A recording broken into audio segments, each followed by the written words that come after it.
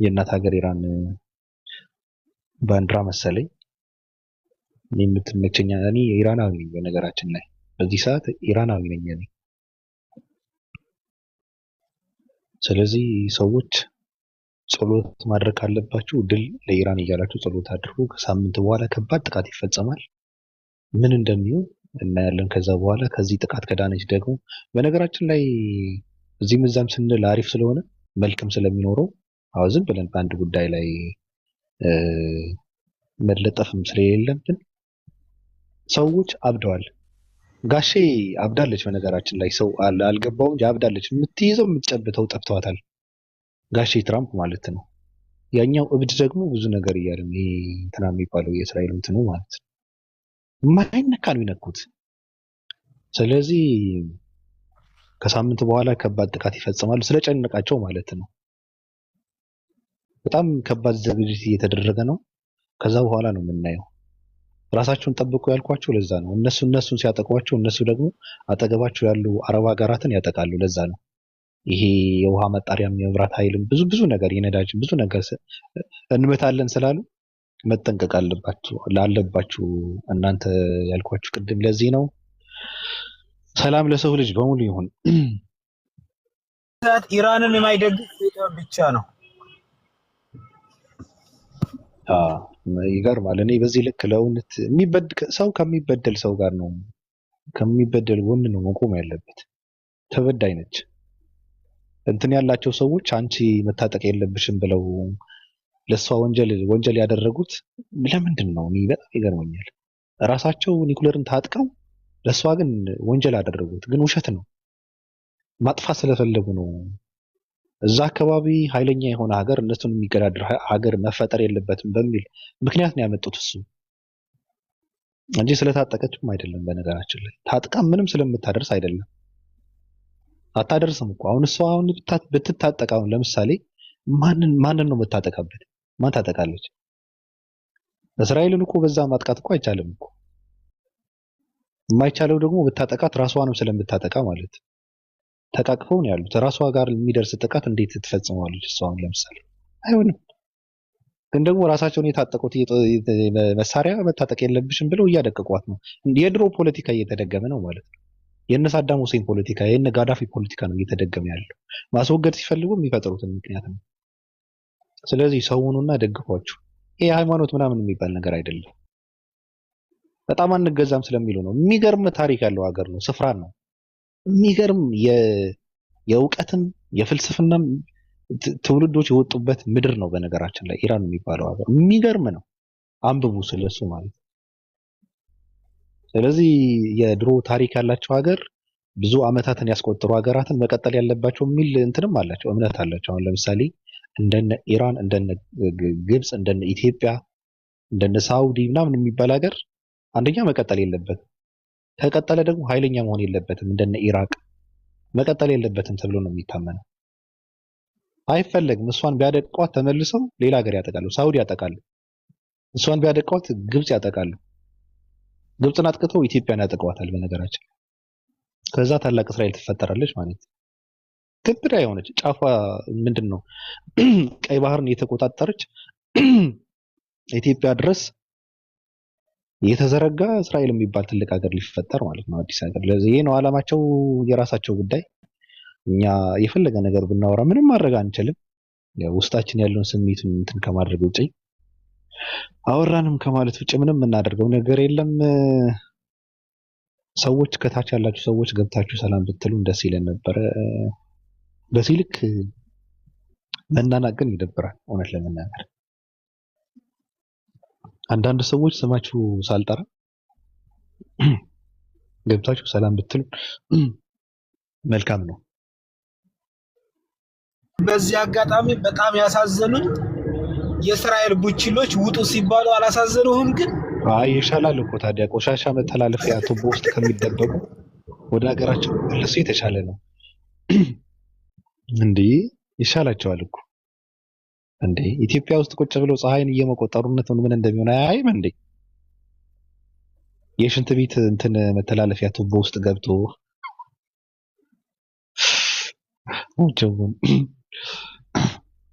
እንዴ ምን አደረገው?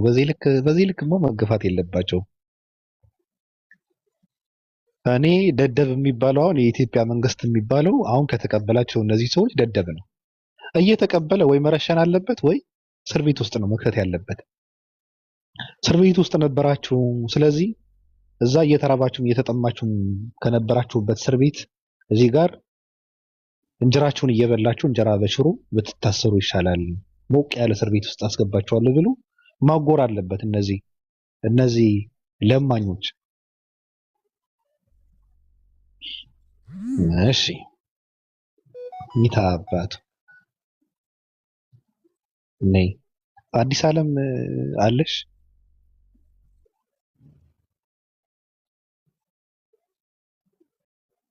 እሺ አባቱ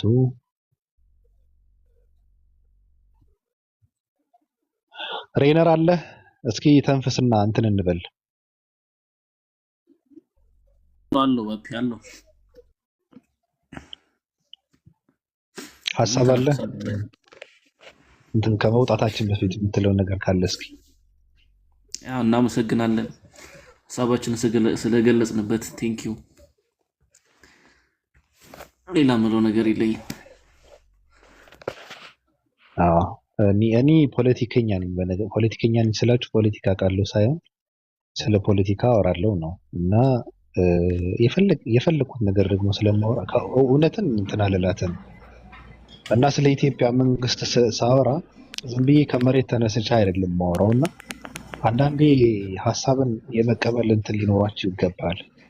አሁን አንድ ነገር ልንገራችሁ። በዚህ ሰዓት ሙስሊሞች የኢትዮጵያ መንግስት መደገፍ የለባቸውም። ሬነር አለ። አይ እንትን በምክንያት ነው። ለምን መሰለ እንደ አብይ ፖለቲካን እንትን የሚያደርጋ ሰው የለም። ገብቷል? በጣም ነው እንትን የሚያደርገውና ስለ እስልምና ጥሩ ነገር እየተናገርክ ለሙስሊሞች ዝም ብሎ የሚረባ ነገር እኮ አይደለም፣ የማይረባ ነገር የሆነ ነገር እያደረግ ሙስሊሞችን አንተ ጋር አሰልፈ የሆነ ነገር ማድረግ ማለት ሙስሊሞችን ማስጠላት ነው። ስለዚህ ሙስሊም ምንድነው ማድረግ ያለበት? ጥሩ ነገር ከተሰጠው መቀበል አለበት ከመንግስት ማለት ነው። ገብቷል? ራሱ ግን እንትን ማድረግ አለበት። በቃ ራሱን የሆነ ቦታ ላይ ገደብ ማስቀመጥ መቻል አለበት። ካልሆነ ኢትዮጵያ ውስጥ መጪው የሚጨፈጨፍ እሱ ሙስሊም ሊሆን ነው ማለት ነው። ለምን ሲባል እነርሱ ጋር ተጠግቶ የሆነ ጦርነት ሲጀምር የሆነ ነገር ሲደረግ እነርሱን ተጠግቶ እነሱን በማሰለፍ የሆነ ነገር ማድረግ የለበትም። ጦርነት ያለ ነው ኢትዮጵያ ውስጥ አይቀርም አለ። ስለዚህ ራሳቸውን የሆነ ቦታ ላይ ገደብ ማስቀመጥ መቻል አለባቸው። ከዛ ማለፍ የለባቸው። መጠቀም ካለባቸው መጠቀም አለባቸው፣ ይጠቀሙበት። ከዛ አልፈው ግን የፖለቲካ የሱ ዓላማ ማስፈጸሚያ መሆን የለባቸውም። ሲቀጥልም በሱ ምክንያት ከክርስቲያን ጋር መጣላት የለባቸውም በፍጹም። እንደዛ ነው እየተሰራ ያለው። ታያላችሁ። ከጊዜ በኋላ ጥሩ ነገር ስለ እስልምና ይናገራል። አሁን ችግር የለበትም።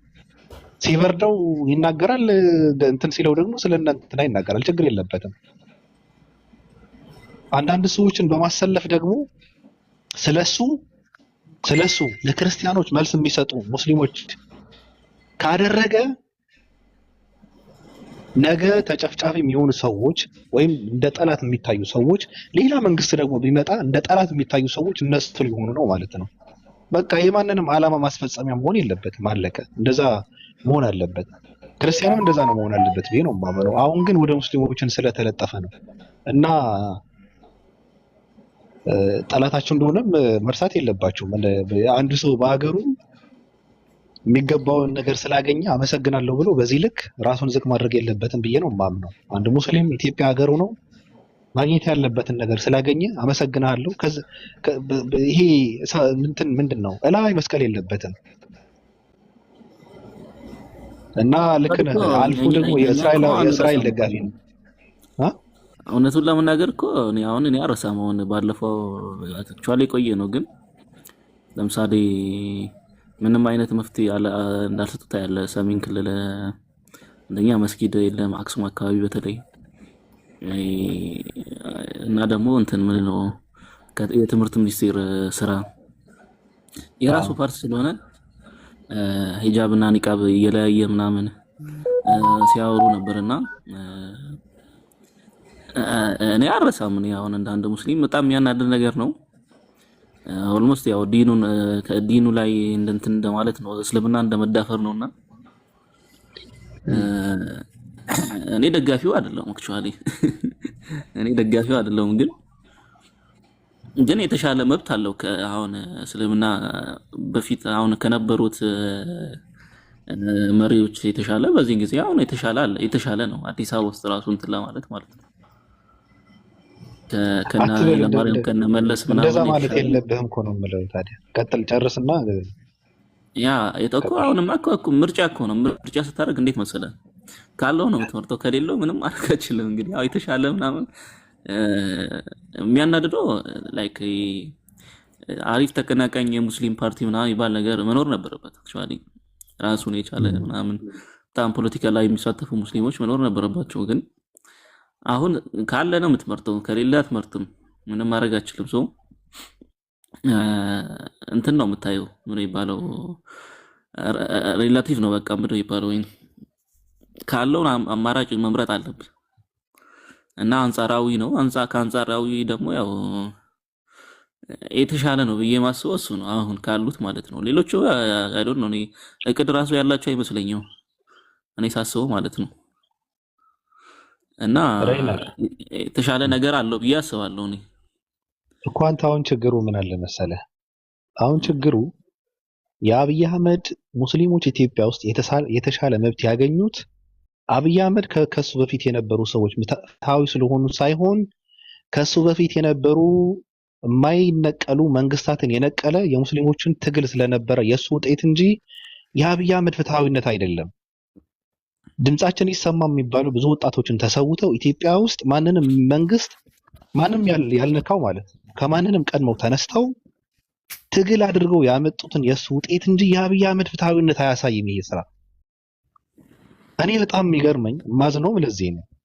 ራሳቸው ታግለው ያገኙትን ትሩፋት ምስጋናው ለአብይ አህመድ አሳልፈው የሚሰጡበት ምክንያት እኔ በጣም ነው ግራ የሚገባኝ። ሙስሊሙ ሲገደል ነበር እኮ፣ ሲረሸን ነበር እኮ፣ ሲታሰር ሲሰቃዩ ነበር እኮ። የእነ አቡበከር አህመድ የእስር ቤት እንትን እኮ እስካሁን አለ እኮ ሲያሰቃዩዋቸው ማለት ነው። ያ የትግል ውጤት ትሩፋት ሙስሊሙ ሲቋደስ ምስጋናው ግን የሚያገኘው አብይ አህመድ የሚባል ሰው ነው። አብይ አህመድ ደግሞ አሚን ብሎ የሚቀበለው አማራጭ ስለሌለው ነው። ፍትሃዊ ስለሆነ አይደለም፣ አማራጭ የለውም።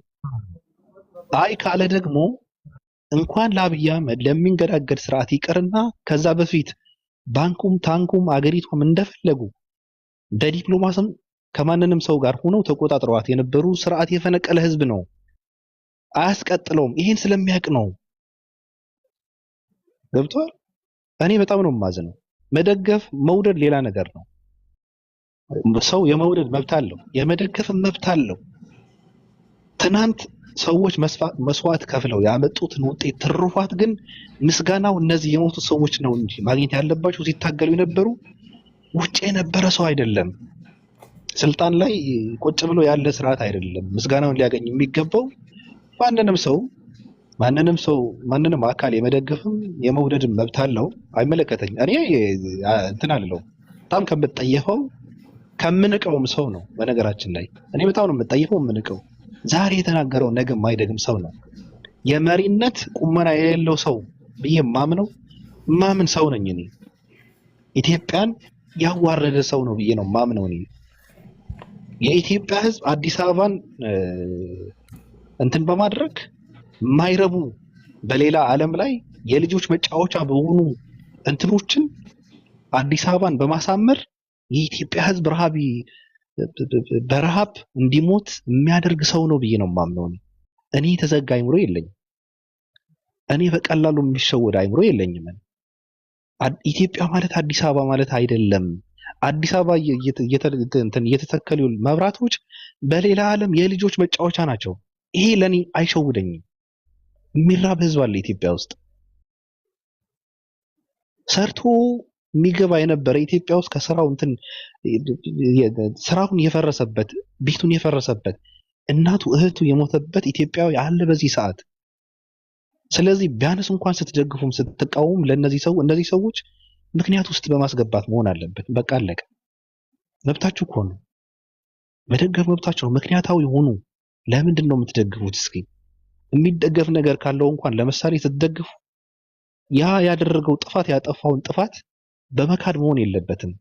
ካለው ነው እኔ ያለው ብያለሁ። እኔ የኢትዮጵያ እናቶችን አስርበ የምትገነባ ሀገር የምትመሰገነው የኢትዮጵያ እናት እንጂ መንግስታትን አይደለም። በነገራችን ላይ በእነሱ ብልጠት አይደለም ሀገር እየተገነባ ያለው። ከተገነባ እኮ ነው አዲስ አበባ ራሱ እንደዚህ እንትን ያደረገዋት የሚሞሽሯት በማይረባ አምፕሎች ኢትዮጵያኖችን በማስራብ ነው። ስለዚህ ሰውን ነው እኔ በጣም የሚገባኝ። በቃ ሰውን ነውና የነሱ የፖለቲካቸው ማስፈጸሚያ ግን መሆን የለባቸውም። ከዘመናት በኋላ ከጊዜ በኋላ በሌሎች ሰዎችና በሌሎች አካላት ጋር እንደ ጠላት ታይታችሁ ሌላ ነገር እንዳይወርድባቸው ነው የምፈልገው። መልካምን ሁሉ ለሰው ልጅ ይሁን። መሲ እንዴት ነሽ? ሰላም ብዬ እኔ ልወጣ ነው። መሲ እንዴት ነሽ? እሺ ሰላም ባቢ፣ እንዴት ነህ? የጠፋ ሰው ያልኩ ነበረ፣ ጠፍተሃል። ያው ሰላም ልህ ነው የመጣሁት። ያ ጀማዓ ባቢ ከመውረዱ በፊት እስኪ ቪዲዮ ሰርቻለሁኝ፣ እይታ የለውም፣ ሪፖስት አድርጉልኝ። አንዲት ልጅ በኡስታዝ አቡ ሀይድር ላይ ቪዲዮ ሰርታ ለዛ መልስ ሰጥቼ ነበር፣ እይታ የለውም እና ሪፖስት አድርጉልኝ፣ ኮፒ ሊንክ አድርጉልኝ ፕሊስ። መጨረሻ ላይ እየፖስትኩ ነው እላለሁኝ። ባቢ ባነሳው ሀሳብ ላይ 2 ደቂቃ ላውራ። በአብይ ላይ ችግር የለውም፣ አቸኩልም። ችግር የለውም። በጣም ጥሩ። እንደዛ ከሆነ ያው አብይ ኢቫንጀሊካኖች ናቸው አሁን ላይ ያሉት፣ ስልጣኑን የያዙት ኢቫንጀሊካኖች ናቸው። ይሄ ኢቫንጀሊካን ዛይኒስቶች ናቸው። ለዚህ ነው እኔ በተደጋጋሚ ያው ብዙ ማህበረሰብ ስላልነቃ ነው እንጂ ኢትዮጵያ የወደፊቱ አሜሪካ ናት። ምክንያቱም ወራሪዋ እስራኤል በዚህ ሰዓት የጦር መሳሪያና ድጋፍ የምታገኘው ከአሜሪካ ነው። ነገር ግን ህዝቡ የነቃ ስለሆነ ህዝቡ ትቷታል። መንግስት ብቻ ነው፣ መንግስት ከህዝቡ ጋር ተፋጥኖ እየረዳ ያለው። ኢትዮጵያ ግን አብይ ራሱ ኢቫንጀሊካን ዛይነስት ነው፣ እሱን ይደግፋል። ህዝቡም ደንቆሮ ስለሆነ እስራኤልን ይደግፋል። ስለዚህ ኢትዮጵያ ብሎ ማለት ለወደፊት ምስራቅ አፍሪካ ላይ የተሰራች ትንሿ አሜሪካ ናት። እና የሚገርም ነገር አብይን ያዘጋጁት ራሳቸው አሜሪካኖች ናቸው። ኢቨን የኖቤል ሽልማት እንዲሸለም ያደረጉት ምንድን ነው? አረቦቹን ሰርፕራይዝ ለማድረግ ነው። ያኔ የሽልማቱ ራሱ እንትን ነው፣ የኢቫንጀሊካን ዛይኒስቶች ነው። የሆነ ሀገር ላይ የሆነ የራሳቸውን ፖለቲካ መስራት ሲፈልግ ነው የሚሸልሙት እንጂ ያ ሰው ተአምር ሰርቶ ወይም በላቡ ወይም በብቃቱ አይደለም። ይሄ ነገር አለ ማለት ነው። ሌላኛው ነገር በሚገርም ሁኔታ በ2018 እና 17 ላይ ያኔ በፈረንጆቹ አቆጣጠር ሲጀመር ድምጻችን የተሰማ የነበረው ትግሉ ያው ሙስሊሙ ማህበረሰብ ነበር። መብቴን አስከብራለሁ እያለ ድምፁን እንትን የሚለው ያንን በመጠቀም ኢህአዴግ እንዲወድቅ አድርገዋል። እና ሲጎዳ የነበረው ዋጋ ሲከፍል የነበረው ሙስሊሙ ማህበረሰብ ነው።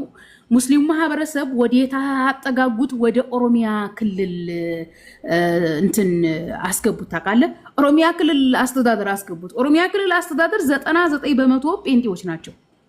እና ምንድን ያደረጉት የሙስሊሙ ማህበረሰብ ትግል ጠምዝዘው የኢቫንጀሊካን ያደረጉት እነሱ ናቸው። ኦኬ ሙስሊሙ ማህበረሰብ ያው ኦሮሚያ ክልል ሙስሊሙ ማህበረሰብ ማጆሪቲ ነው በሚል በብዛት የሀረር ልጆች ሲገደሉ ሲሞቱ እንትን ሲሉ ነበር። እነሱ ዳር ሆኖ ይታገላሉ፣ ይሞታሉ፣ ምን ይላሉ። ነገር ግን የኦሮሚያ ክልል አስተዳደር ላይ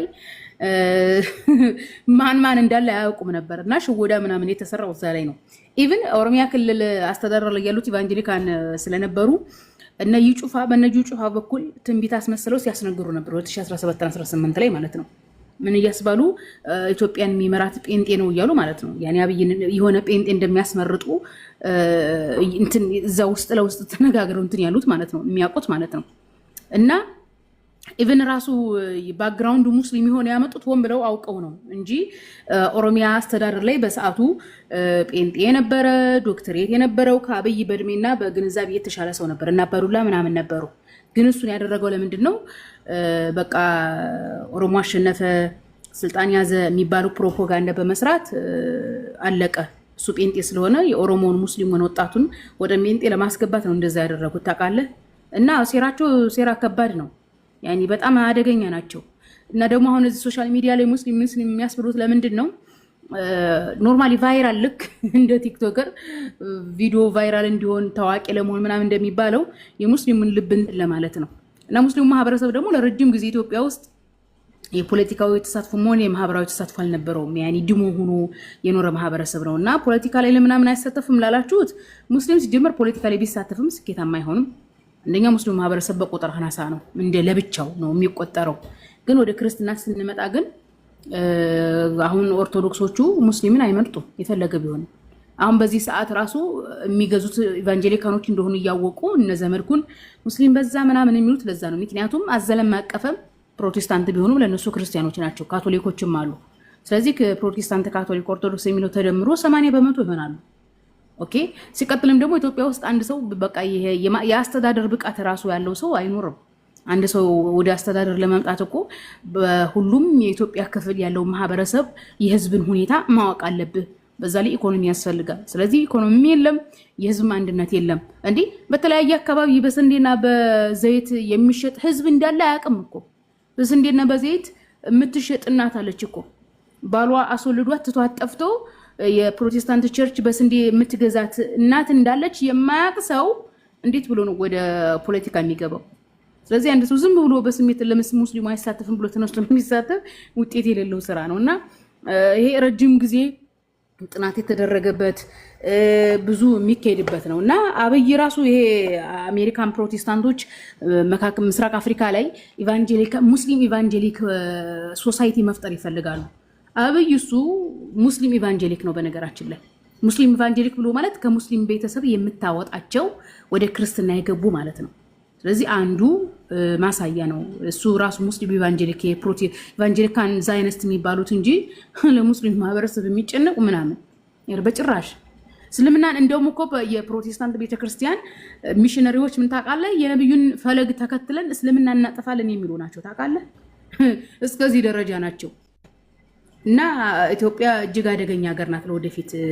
የሚገርምህ ነገር መቼም ያው አላህ ነው እንጂ የሚያውቀው፣ ደግነቱም ያው የዶክትሪንም ችግርም ስላላባቸው እነሱ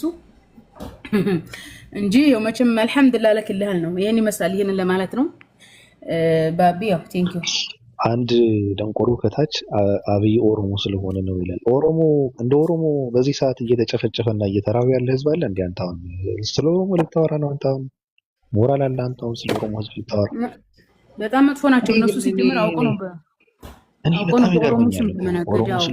በብሔረሰባው እንደውም እነሱ መጠቀም አሁን ኢቫንጀሊካኖቹ ፕሮቴስታንቶቹ መጠቀም የፈለጉት ምንድነው? ኦሮሞ የሚለውን ስም ነው። የሚገርም ነገር ኦሮሚያ ክልል ላይ ማለት ነው አዳሪ ትምህርት ቤት ራሱ ምናምን የተጀመረው እና አብይ ወደ ስልጣን ከመጡ ወደዚህ ነው በጣም የተጧጧፈው። እና በስነ ስርዓቱ የመንግስት አዳሪ ትምህርት ቤት ላይ እስልምናን በማጥላላት ፕሮቴስታንታዊ ልምምድ ይደረጋል። እና ኦሮሚያ ክልልን እንዳለ በስፋት የፕሮቴስታንት ሃይማኖት ልክ አማራ ሲባል ኦርቶዶክስ እንደሚባለው ኦሮሞ ሲባል ጴንጤ ሲባል ኦሮሞ የሚል ነገር መስራት ነው የሚፈልጉት። ኧረ በጣም አደገኛ ናቸው እነሱ። ግን ህዝቡ የኛ አልነቃም። ያኔ ዝም ብሎ ይሄ ሃይማኖት ፖለቲካ ሲጀምር ኢትዮጵያ ውስጥ እኮ የሃይማኖት ፖለቲካ አለ አይመስላቸውም። እንዲህ አሁን እኮ እነሱ የአብይና ራሱ ፋኖ ሲጣሉ የብሔር አድርገውታል። የአማራና የኦሮሞ ጸብ ነው ያደረጉት አይደለም። የኦርቶዶክስና የፕሮቴስታንት ጸብ ነው። ሲጀምር የኛ ማህበረሰብ ገና እኮ ነው እንደዚህ አይነት ነገር ለመረዳት 100 ዓመት ይፈጅበታል። እና እዚህ ህዝብ ጋር ራሱ ጊዜና ገንዘብን እንደ ጉልበት ማባከን ራሱ አያስፈልግም እላለሁ አንዳንድ ጊዜ።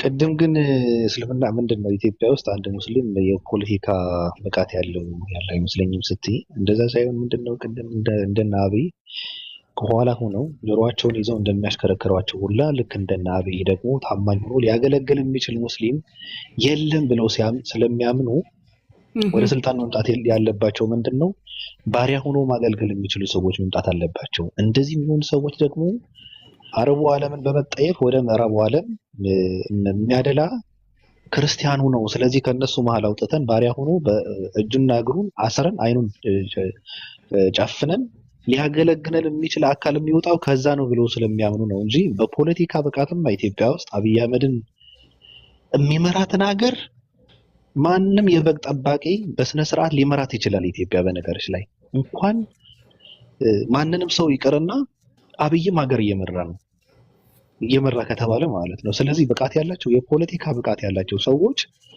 ጨቅ ሙስሊሞች አሉ። ችግሩ ግን አጉል ጨዋነት አለ። አንደኛ ነገር ብልጣብልጥነት የለም፣ ተንኮል የለም። ውስጥ ለውስጥ እነሱን እስከ መጨረሻ ድረስ እሺ እያሉ ለእነሱ እንትን እያደረጉ በመሃል የራሳቸውን ፖለቲካ እንትን ማድረግ የሚችሉ ሙስሊሞች ላይኖሩ ይችላሉ። አቋረጥኩ። በነገር ላይ እንደዚህ አይነት ነገር ቸርችም አለችበት። በነገር ላይ እኮ የቸርች ስራ የጋራ ስራ እኮ ነው እኮ የኢትዮጵያ ፕሮቴስታንት ቤተክርስቲያን እኮ ከኦሮሚያ ክልል ጋር እኮ ተጋግዘው ነው እዚህ ደረጃ ያደረሱት። ታውቃለህ? ያን የግለሰብ ስራ ምናምን አይደለም እኮ እና ሲጀምር የግለሰብ ስራ አይደለም እኮ እያልኩ እኮ ነው። የግለሰብ ስራ አይደለም። የሚያመጧቸው ሰዎች ከኋላ ሆነው የሚያሽከረክሯቸው ምዕራባውያን የሚያገለግል ሰው ስለሚፈልጉ ነው። ፖለቲከኛ ስለሌለ አይደለም ያልኩሽ ነው። ኢላሂ አሁን በቀላሉ ልጠይቅሽ። እሺ በቀላሉ ሬድዋን ሁሴን እና አብይ አህመድ ማን ይበልጣል ብለሽ ታስቢያለሽ አንቺ? ሬድዋን ጎበዝ ነው እኮ አይገናኙም። አይ ሙስሊም ስለሆነ ብቻ ሳይሆን አይገናኙም። እንደምልሽ ግን ሬድዋን ችግሩ ምንድን አንደኛ ነገር አይፈቀድለትም፣ እድሉን አያገኙም። ሲቀጥል ደግሞ እንደና አብይ እንትን አይችለውም። ራሱ እዚህም እዛም እያለ መስራት አይችልም። ጀዋር መሐመድና አብይ አህመድ አሁን ጀዋር ምንድን ነው? አብይ በጀዋር ፊት ህፃን ልጅ ነው ፖለቲካ ማለት ነው። ገብቶሻል? አይገናኙም። ለማንኛውም ችግሩ እሱ እንደዛ አይነት ነገር በነገር ላይ እኮ ብያለሁ እኮ በእድሜም ሆነ በእንትን ራሱ በማኔጅመንት እኮ ከአቦቹ የተሻሉ እኮ አሉ። ራሱ ጴንጤ ሆነው ማለት ነው እዛው በኦሮሚያ ክልል እንትን ውስጥ ማለት ነው። ችግሩ እሱን ያደረጉት ለምንድን ነው? ከሙስሊም ቤተሰብ ወጥቷል ነው ያኔ የኦሮሞውን ወጣት ሙስሊሙን በቃ አለ አይደለ ኦሮሞ እየገዛ ነው። ኦሮሞ አሸነፈ። ኦሮሞ ኢትዮጵያ ኦሮሞ ናት ብላለች አንድ ልጅ ባለፈ በጣም ይሳጉት ማለት ነው። እና ምንድነው እነሱ አላማቸው ብቃት ያለው ብቃት የሌለው ምናምን አይደለም። ያኔ ከኋላ አማካሪው ምናምን እንዳለ ሆኖ ያው ቸርችቱ ከኋላ ትሆናለች። እና ዋና አላማቸው ምንድነው የኦሮሞን ወጣት ወደ ፕሮቴስታንት መገልበጥ ነው። ይሄ ነው ስብከት ነው። ያኔ አብይ እንዴ የታወቀ እኮ ነው። ለምሳሌ ፕሮቴስታንት ቸርች ላይ ስትሄድ ዘማር የሚያደርጉት ሰባኪ የሚያደርጉት ወይ ከኦርቶዶክስ ከሙስሊም የመጣ አይደለም እንዴ? እንደዛ እኮ ነው። ስለዚህ አብይ ዋና አላማ ፕሮቴስታንቶች ኢቫንጀሊካኖች አብይን ወደፊት ያመጡበት ምክንያት ምንድነው? ሙስሊም ነው።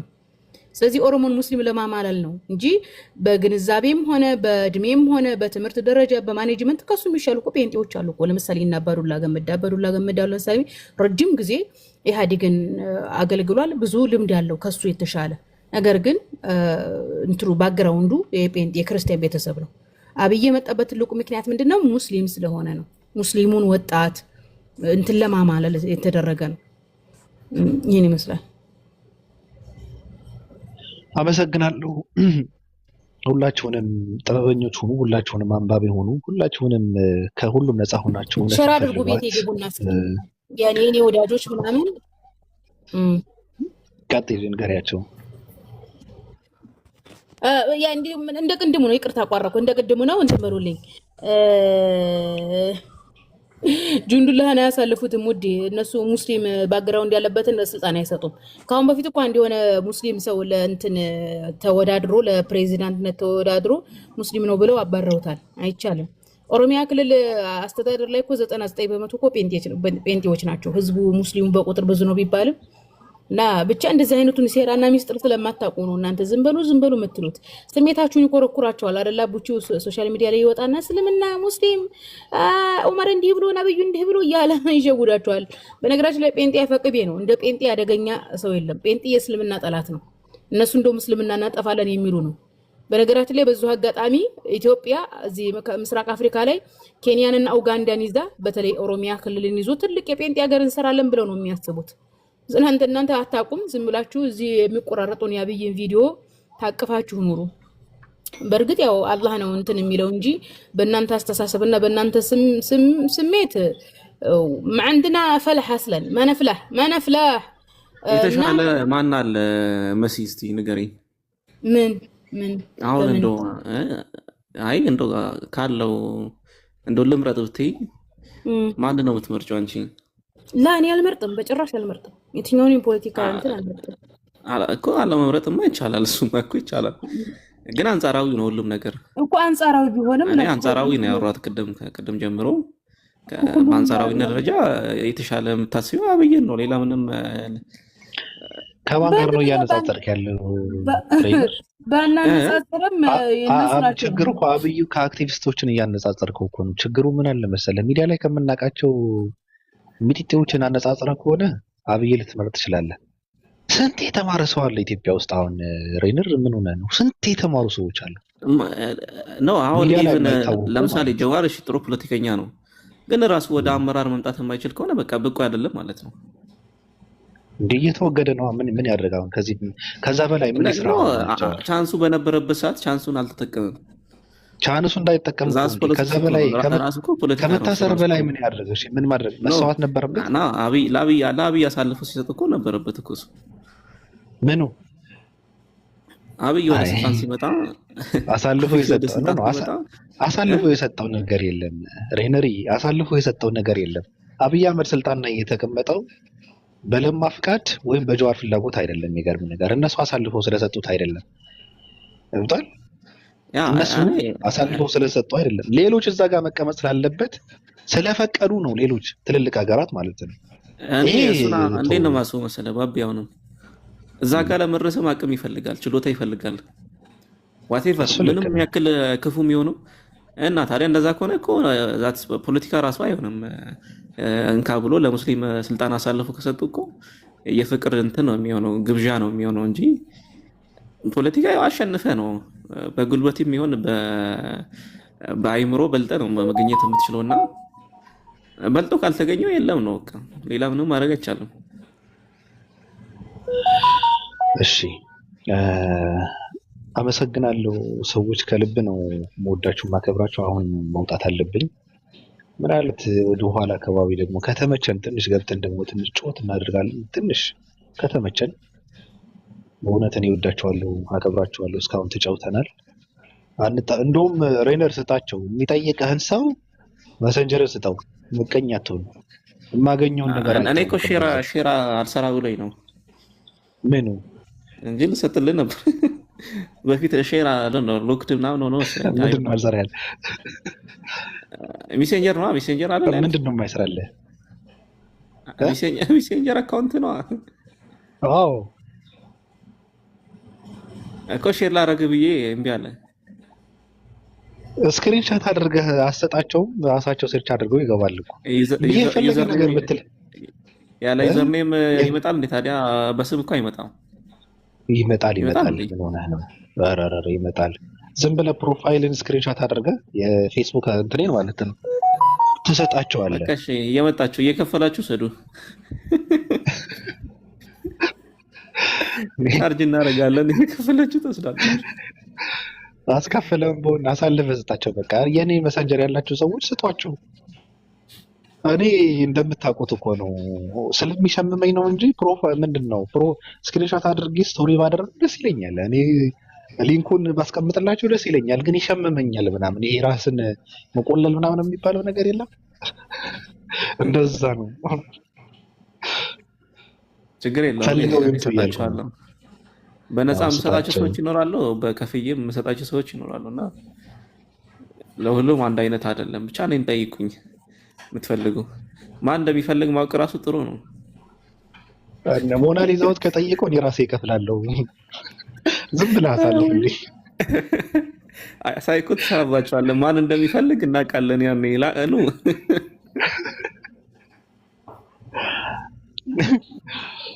ያኔ ቸግሮኛል፣ እውነት ለመናገር እኔ ቸግሮኛል፣ ደብሮኛል እና ሁላችሁንም በጣም አመሰግናለሁ ከልብ ስለመጣችሁ አብረን ስለቆየን። ከታች ያላችሁ ሰዎች ገብታችሁ ሰላም ብንባባል አሪፍ ነበረ። ብዙ ተቀመጥን፣ መውጣት አለብኝ። የሚገርም ነገር ከአልጋይ ሳልነሳ ነው ያወራነውና ደህና ሁኑ። ቻው። እሺ መልካም ሁሉ ለእናንተ ይሁን።